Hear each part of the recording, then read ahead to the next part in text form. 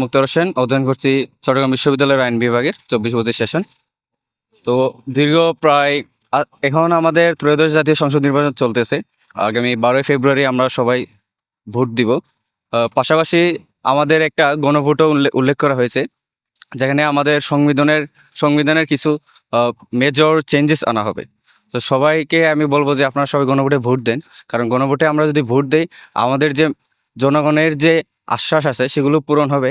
পাশাপাশি আমাদের যে যে সংস্কারটা দরকার দেশের, আমাদের এই 24 সালের পরে যে আমাদের যে একটা সংস্কারের আশা ছিল, আমরা স্টুডেন্ট যারা ছিলাম, যারা মানে দেশের সংস্কারের জন্য, দেশের উন্নয়নের জন্য আমরা যারা আন্দোলন করেছি, যারা ত্যাগ করেছি এবং যারা শহীদ হয়েছেন, সবার যে একটা আশ্বাস, সেই আশ্বাসটা পূরণ হবে একমাত্র এই সংবিধানে আমরা যদি এই যে আমরা গণভোটে যদি দেই।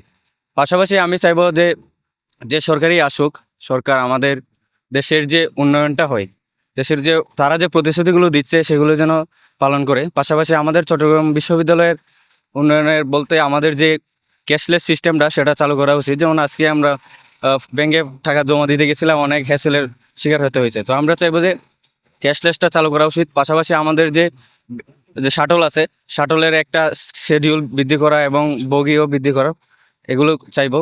আর আরেকটা হচ্ছে যে আমাদের যে দ্বারা বিভিন্ন আমরা আগের বছরগুলোতে যেগুলো দেখেছি, যেমন আওয়ামী লীগ আমরা যেগুলো দেখেছি, তারা দুর্নীতিবাজ, চাঁদাবাজি করতো, সন্ত্রাসী করতো। হ্যাঁ, আমরা চাইবো যে বর্তমান যে সরকার আসবে তারা যেন এগুলো না করে।